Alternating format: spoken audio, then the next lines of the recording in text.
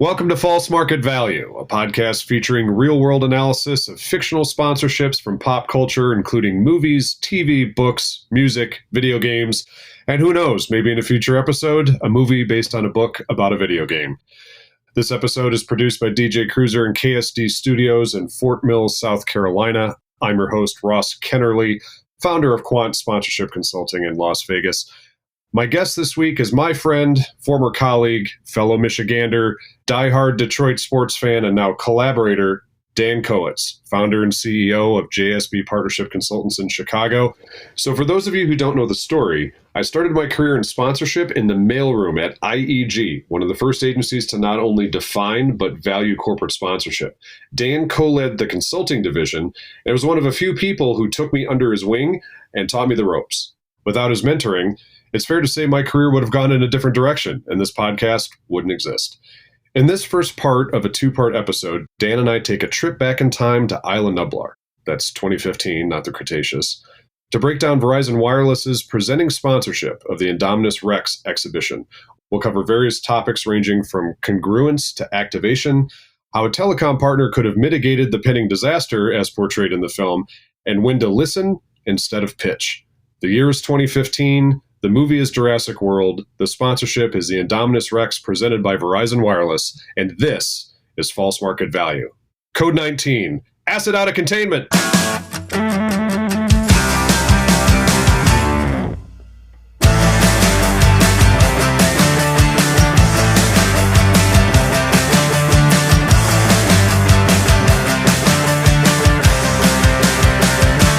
Thanks for joining, Dan. Appreciate having you on the podcast. We've got a fun conversation today about a film that, Dan, it sounds like you just watched for the first time?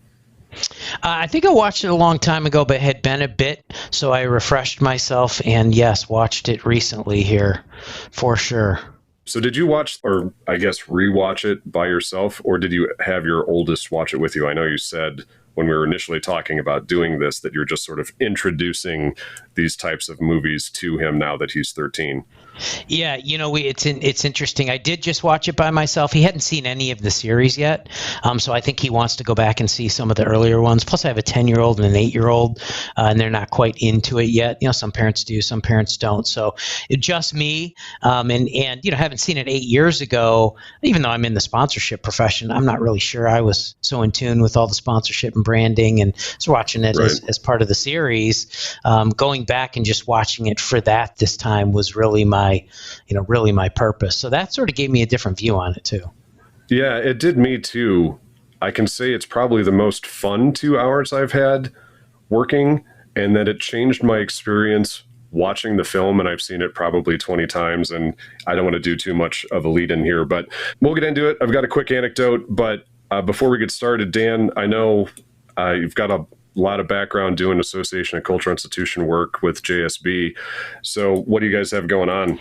We're Ross, I think this is my 32nd year in the business, come from brand. I used to work at the Museum Science and Industry in Chicago, and for Association, you and I were together at IEG, yeah. And I've got my own agency now. So we've got a mix of work here from associations and some cultural and some arena, possible new arena and park.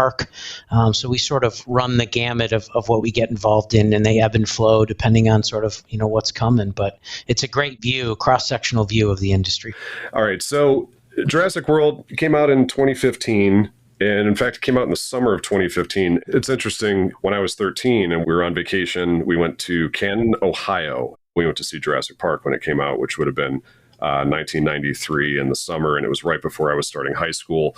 So it was a pretty big deal. I loved it. My sister was terrified. She still is terrified from watching that film in the theater and doesn't really watch the Jurassic Park movies at all. She said it always scared her. But this came out in 2015. It was a huge movie at the time, and from some of the research that I had shared, there was a lot of background into product placement for the film, and there was a lot of that that's been integrated into the Jurassic Park franchise sort of in general from the beginning. Some of the articles that I had shared with you, Dan, when we started the research into this podcast, just to kind of provide some background, the one that I thought was interesting that is probably the most well known from this movie is the Mercedes-Benz promotional tie-in. And I think it's important to mention the goal for this podcast is to look at fictional sponsorships within the context of the movie. What type of brand integrations existed in this particular case in Jurassic World, which is a park on a fictional island of Isla Nublar. I looked it up just to confirm. They are not real islands. It was all invented by Michael Crichton when the original book came out back in the 90s. So there are stories, however, behind these places. There's stories behind the brand integrations, and then there's real world application to these brand integrations in the form of product placement and other promotional tie-ins that brands do around the release of a film. Mercedes-Benz is one of those. They've had an agreement with Universal Studios dating back to Lost World, which was the second film in the franchise, and then they've had some sort of promotional tie-in throughout every Jurassic film that has come out. And around Jurassic World, they actually sponsored the film premiere. And it sounds like there are some other brand integrations in the film premiere too. Margaritaville, which was actually a product I worked on when I did some brand ideation. Triumph Motorcycle was another one, which is a UK manufacturer of motorcycles. And according to a featurette, gave the Triumph motorcycle that's featured in the movie to Chris Pratt, one of the stars. We're not necessarily focused on those things, but it is important in the context of the film and what brands spend to be integrated into entertainment properties like this. What we're concerned about is in the context of the film as it relates to Verizon Wireless in 2015. Why is Verizon Wireless at the top of the film in the first scene almost meeting with, I don't know, Dan, did you happen to pick up what's Claire's title at the park? That was one of my questions for you. Is she Chief Operating Officer? Is she Park Operations? What does she do? I forget the exact title that they listed, but it sure seemed like from a daily perspective, she was sort of in charge there. And that's, if you're looking for sponsorship or funding, you're going to have your key players there sort of take you in and get you behind the scenes in the experience, right? Yeah, it seems like she was the head salesperson, at least for that particular account. Yeah, at least it seemed to me she had a bigger role than that at the property, especially once all hell broke loose. But for sure, and you want to host them in the right way. It's interesting. That was my prevailing thought watching it this time. Why Claire was one that was leading that conversation, because her boss Masrani is in the park at the time that they're shooting all this. She gives them a tour of the paddock for the Indominus Rex. So it was interesting to me that she was one leading that discussion. But to your point, Dan, you want your key players involved in the discussion. I was surprised it didn't have Masrani come in at the end of the meeting. I don't know if you've seen Air, the story about the Jordans. Yep. I've seen that recently. Where they bring in Phil at the end of the meeting and they tell him, act like you're super busy and you only have a second to meet, but you want to come in and impress Jordan. So he comes at the end of the meeting, and it feels super forced. And then, right. I don't want to give anything away to that. I would have brought all the big players in for Verizon for the, they never get into the amount of money that they're looking for or what it actually is, which we're going to talk about. But, I would have brought your biggest of your big, especially if somebody's on site on the island. Yeah. I mean, Masrani's there, messing around with his helicopter. Have him put that down for a minute, come into the meeting, meet with Verizon. That's what I would think if I were Claire. It seems like she was sort of carrying all the weight for those initial discussions or negotiations, which I thought just for what it's worth, I thought she hit on all the right notes. And the most important thing is she asked Verizon what they wanted to do, right? I think that's pretty key when you're on the partnership side, and you and I have both sold in-house before.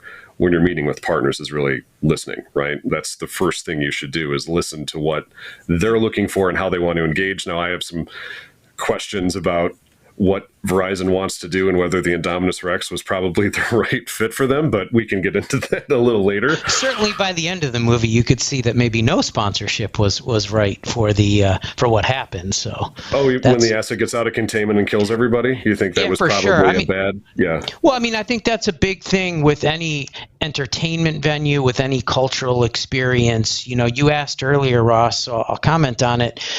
First of all, why would a brand want to do this, right? They're, essentially eventually all big brands are looking for other ways outside of all their traditional ways that they reach consumers. And sponsorship beyond sports, whether that's any kind of cultural entertainment, has been another avenue for them. But they aren't typically just looking for any old thing. They're brand marketers. They love the next biggest thing that's coming along. When I got to work at the Museum of Science and Industry in Chicago back when Titanic the movie and Titanic the exhibition came out, and we were pretty early on in the exhibition, we were not allowed to seek a local presenting sponsor. It had a national presenting sponsor already at the time. But we had a ton of inbound interest because everybody expected attendance to go through the roof. And turns out that's what happened. We went from approximately 1.5, 1.6 million visitors a year to almost 2.5 million visitors that year because we had this awesome exhibition. So why is Verizon there? They don't talk about this in the movie, but it's seen as this huge cultural attraction, and it's bringing something new. Brands love to be attached to and will pay more for something new that people haven't seen yet in this park, in this world. And that's where you get interested in presenting. If I'm a brand, we used to get some brands interested in things that we had done for a very long time at MSI. But almost everybody, when you ask them what they're interested in or how they want to market or what they want to do, they would always ask, well, what's new? What's the new ride? What's the new experience? What's the new exhibit? Talk to me about that, because that's what gets the news play for a while, right? And 10 years in, that's going to become old. So you got to deal with that. But I think that's why they're there. To your point about Claire, when she meets with Masrani, she gets on the helicopter with him early on in the film. And I will say this, there is a ton of information in this movie about the business operations of the park, especially in the first 20 minutes. I mean, I think I took 2 pages of notes on how the park ran in 2015, or what the current status of the business was, what the relationships were between the key executives. I couldn't think of a movie that wasn't a movie about business that spent that much time on the business part of it. So I think we're sort of fortunate that we're starting with this one, because I don't know if that's going to be true for every other, film or television series that we do, where we get this much information about what's happening behind the scenes with the business. And one of the things that Claire says is the revenues are up 2.5% year over year. So say 2014 to 2015 in the context of the movie. Their operating costs are going up. Masrani says at one point that the development of the Indominus Rex, which has been 3 years in the making until it reached full maturity, is $26 million that they've invested in that particular asset. And she said the same thing that you just said. Every time we release a new exhibit to the public, attendance spikes, we get celebrity visitors, and it's global media coverage. So it sounds like that is true. 100%. And I think, if you're any kind of experience venue, whether cultural or entertainment, I think every one of them would show data that says the same. Whether it's sponsored or not, they're always trying to come up with kind of the new thing. We all get sort of used to going to see what we're going to see. And even at MSI, I've had my family down a bunch of different times. But when I see some big new thing coming, now I'm more likely to go again. So they need it for attendance. They need it for gate. And that's the big thing that companies and sponsors are interested in, as well as sort of, which they didn't do. There's not really a product connection between Verizon and this world, right? They didn't talk about lining the park with communications and all those kinds of things, or anything new that they were trying to launch. So they kind of left that out, which actually is still a big thing here. But if you don't get down into that layer, brands are smart. They too know that if it's the big new thing, that's going to drive your attendance, that's going to drive awareness, and I want to attach myself to that, rather than just something that's been ongoing for 30 years.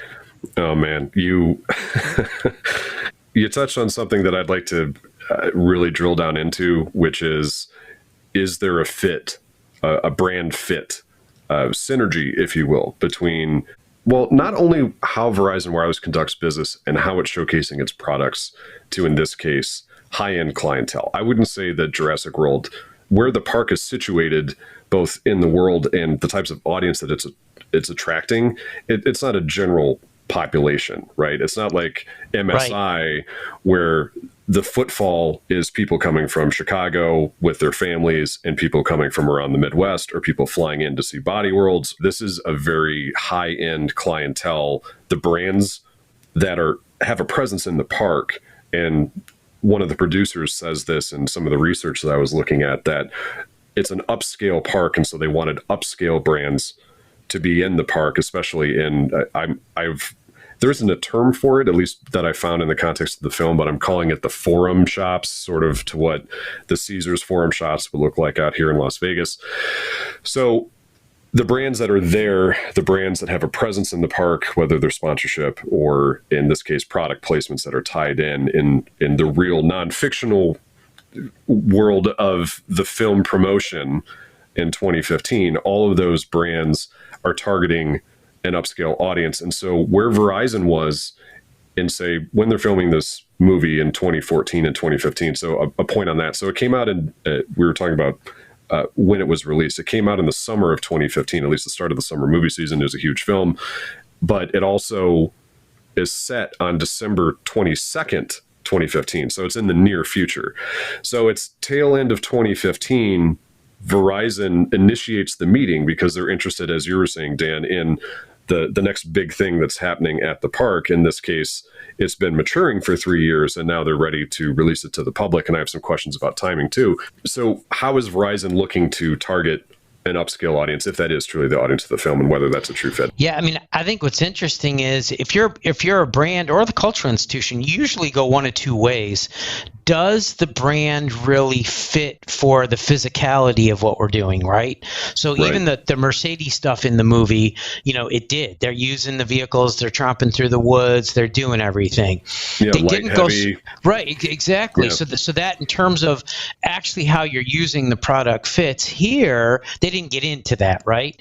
But I do think that and they also didn't get into what I'm about to say, but if you're thinking about this travel destination, this isn't people getting in their cars in the Midwest coming to MSI. Everybody has got to take ships and get from around the world to go to this place. But, that's a communications thing, right? You want to stay in touch with your families and do all those things. If Verizon were to put that play on it themselves, again, this wasn't sort of a marketing 101 movie on how we're going to activate this deal. But if I'm a Verizon, I know two things. I know that this is probably globally huge. There might not be another experience globally that will be this big. So I'm always interested in spending my dollars potentially on that. And as Jurassic World or any other experience, I know I can always charge more for that. That's what's going to bring in the biggest sponsorship dollars. Yeah. And then if I'm smart and I'm Verizon, I'm going to put some marketing in the marketplace that doesn't necessarily, it can talk about this cool new thing you can go see, but I'm going to tag that with like what we're doing to help you stay in touch while you're there. That's the brand specific thing that they ought to be doing. Because if you don't do that, you're still going to get all the play, but at the end of the day, all the awareness and PR they can get may or may not sell more plans for Verizon Wireless or units. So you got to make that play as well. If the idea is, you take a trip to, I'm making this up for them, but you take a trip to Jurassic World and you get a certain amount off of a new 2-year contract or whatever they were doing back in 15. That's the thing. And stay in touch and special things while you're there because it's an out of touch place, but we've ramped it up and now you can use cellular and Wi-Fi from there.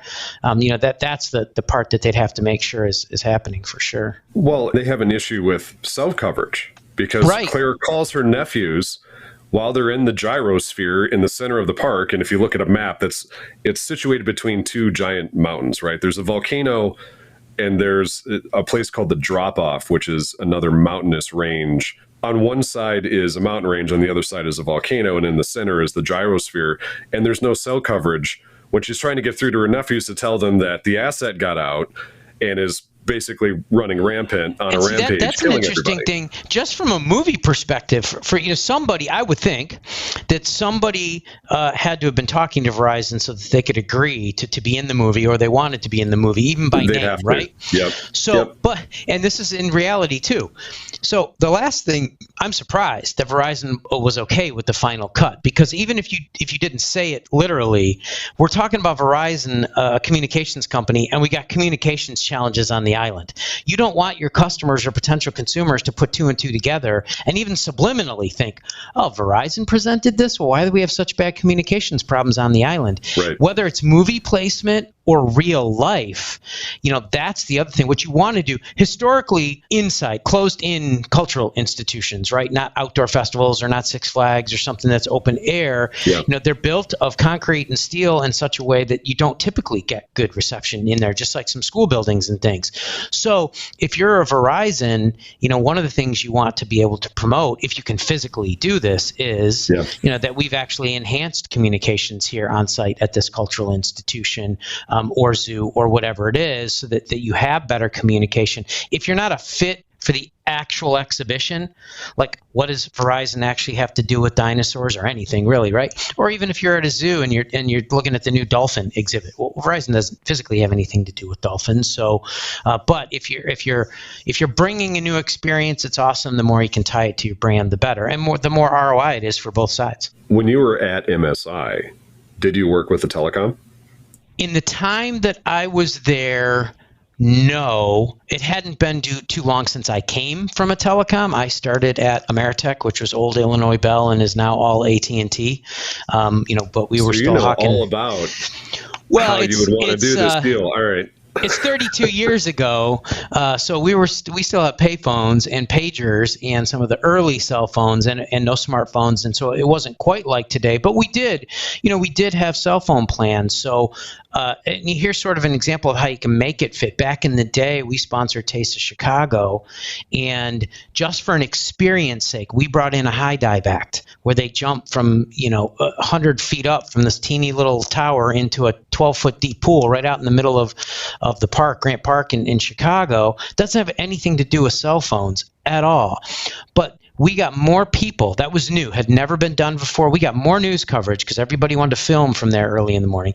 And we got more people out to that booth, and we signed up more cell plans than all of our downtown stores combined in those 10 days of Taste of Chicago. So that's, if you're not a physical fit for what's going on, they left all of this out of the movie, but that's what makes it worth it.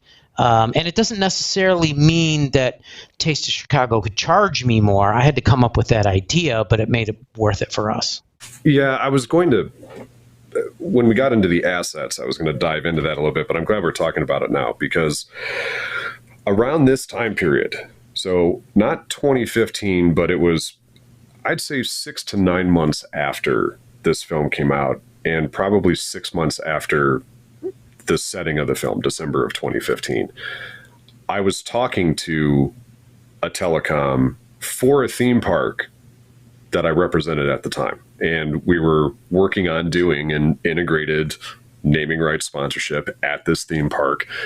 And some of the conversations we had early on is, to our earlier point about, ask the partner how they want to engage around it, and then what are the assets that are going to make sense, the physicality of the property, how can they integrate into it from a marketing perspective, all those types of things. And one of the things that this particular partner had done was work at a ski resort. And in particular, they wanted to have some activation. Now, when we say activation, it's the sponsorship term for leveraging the affiliation with the property on site in some way. But for cultural institutions or ski resorts in this case, the type of activation is a way to engage with the audience through their devices at the time. And this had been going on for a couple of years, so 2012, 2013, 2014, somewhere around that time frame.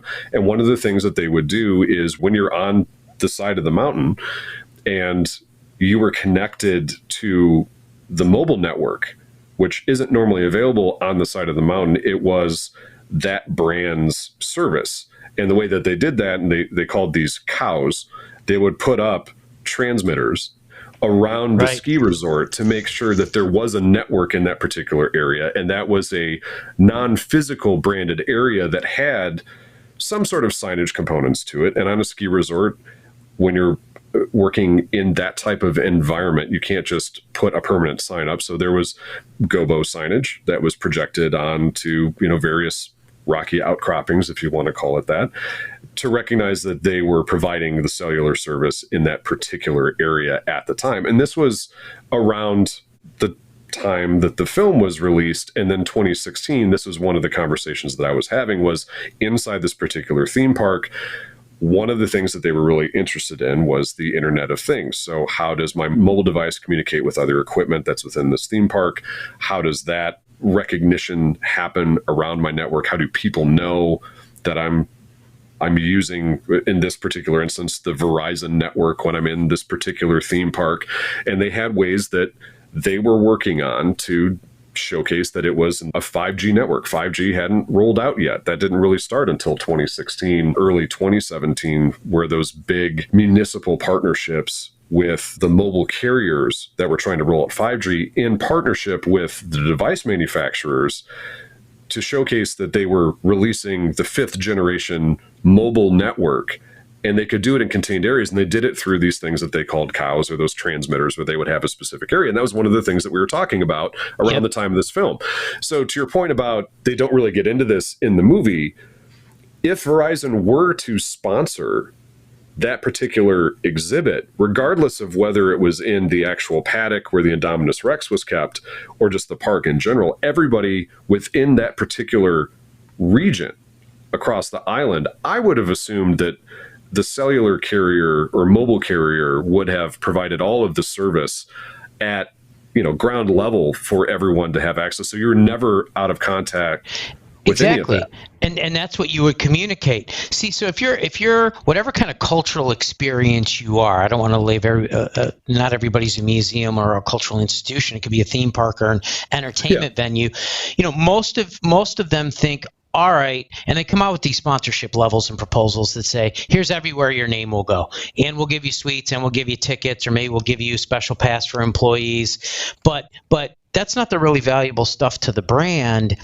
Besides asking them, and you can ideate for them and then ask them and see what they say, It's way more valuable to your attendees and to the brand if you can figure out how they are literally or figuratively improving or providing some experience. That goes way further than just the simple shift of, in your example, Ross, we're just going to gobo a logo on the rock or the hill. But if we stop short of communicating that you have service in this area because they're here, that's the other big connection point. Or you have whatever the experience is on behalf of the brand because they're here. And if it fits the brand exactly, like I don't have any cell service in this area and I don't usually appear on top of the mountain or in this building, now I do. That's like the Shangri-La of activation. But even if it can't be that, like my very old Taste of Chicago example, it was still something really, really cool for the attendees that wasn't there before, and people wanted to see it and people wanted to come in. Taste of Chicago could have just said, which is what we used to do, you got a booth, you're not a food service thing, Taste of Chicago is all about food, what's telecom have to do with food? Nothing. So you can have your 10 by 10 booth and see, but we took that to the next level and said, well, that's boring at a food festival. We need entertainment. And that was back at a time when Taste Chicago was thinking about, well, we don't need to be just food. We want to bring other experiences. So if you're on the property side, you're on the sales side, think about that. Whether it's a natural fit or not, you want to be working with brands to bring some improvement or experience to your audience. That's why they're going to pay more. It's a good segue. Let's look at some of the brands that are in the park outside of Verizon, because I think it's interesting to see how Verizon, based on what you just said, ties into the experience that they're trying to create just in the park in general. And I want to go through the assets too, because I'd love to get your take on this. So let's go through a couple of them. So we talked about Mercedes-Benz. I mentioned the Triumph at the top. Those are paid product placements. Now, Dan, I don't know if you went and looked at the Jurassic World brochure that was posted online. There's a Reddit that just has a prop from the movie, and in the center, it recognizes 3 companies. Right. One's Coca-Cola, which in some of the research, there's a note of Chris Pratt's character taking a slug of Coke in one of the scenes. And in the pamphlet, Coca-Cola is actually listed as one of the brands that they are quote unquote associated with at the park. the other is Samsung, and then the other is Starbucks. So those are technically promotional tie-ins that are receiving recognition on fictional physical assets at the park, in this case brochures, which is pretty traditional. But there's a reference to Pepsi, which I want to come back to, even though it sounds like the park is a Coke pour and Starbucks is the coffee. Kawasaki, Jeep, which is historically associated with the Jurassic franchise.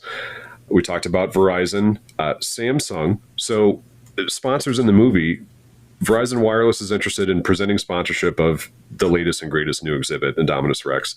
Samsung is the naming rights partner for the Innovation Center. And inside the Innovation Center, there's a bunch of holographic materials. And one of the things we'll talk about is missed opportunities for that. So Samsung is there. Then there's a named space. So I'm pretty sure the lab where BD Wong's character, who cooks up the dinosaurs in the lab that they're putting out into the park, that's named for Hammond. So Hammond is the fictional character that originally owned InGen. So something I thought would be fun to do, I was going to list a few brands and then that aren't the main key players. And I was curious if you could tell which ones were real and which ones are fake, because they don't just do a good job.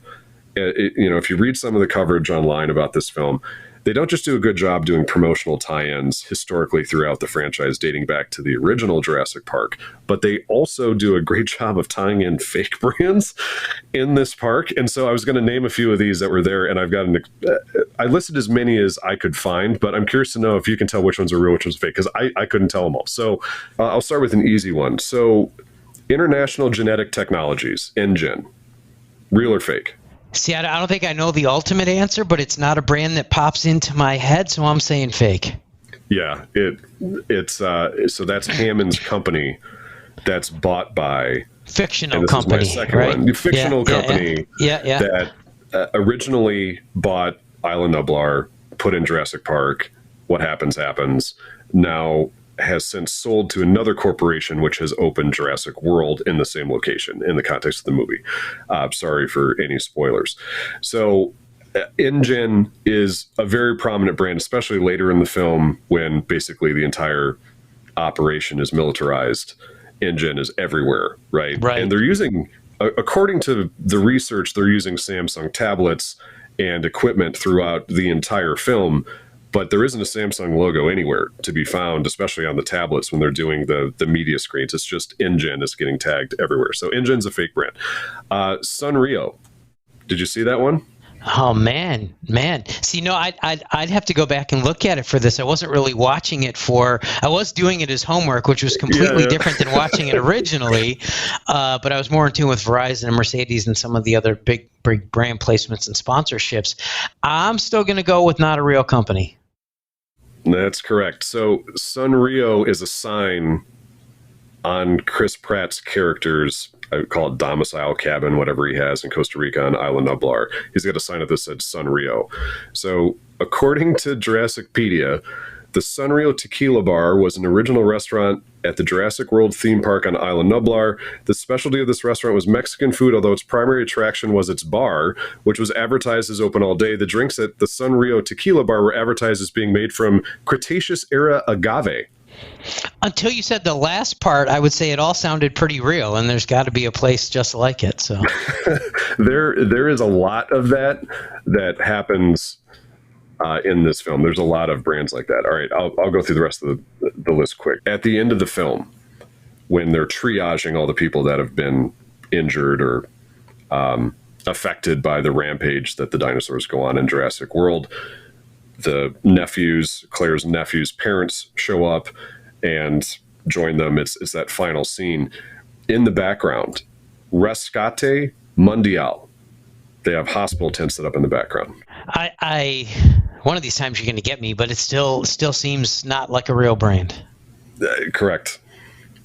I did some research. I can't seem to find a Doctors Without Borders or an American Red Cross style health organization that goes into disaster zones by that name. I have not been able to find it. If someone listening knows that, no, that's a real company and it's actually headquartered in Costa Rica and they know exactly what it is, please send it to us, because I couldn't find it. But Ross, it brings up an interesting point that I think you sent me in some of the research, which is just that, and it's different than Verizon's sort of presenting partnership or even Samsung's named partnership within the movie. But if you go back a couple of decades, we didn't have as much product placement. It would say beer on the can, or it would say soda on the can. Yep. And I think, and it's interesting looking at Jurassic World, what you just did, they're sort of combining both in a big way. They got a bunch of fake companies, but they also have a bunch of real and authentic brands. And for us as moviegoers, or even for actual attendees of some theme park or culture institution, the more we can bring in real brand experiences that sort of share and fit, generally the better that's going to do for everybody, right? And give plugs to Starbucks. I'm headed down to cultural institution XYZ, and I know it's more complicated at entertainment venues and all your third-party food and beverage providers and who they're contracted with. But let's set all that aside for a second. Yep. I would rather, and you see this more in hotels now. Yep. In all my travels, I didn't used to run into Starbucks in hotels, right? Whether they're just serving Starbucks or it's an actual looks like a Starbucks in a hotel. That attracts me way more than the old coffee in the hotel lobby. Same thing at a museum or an experience. And that's one of the things with cultural institutions in particular.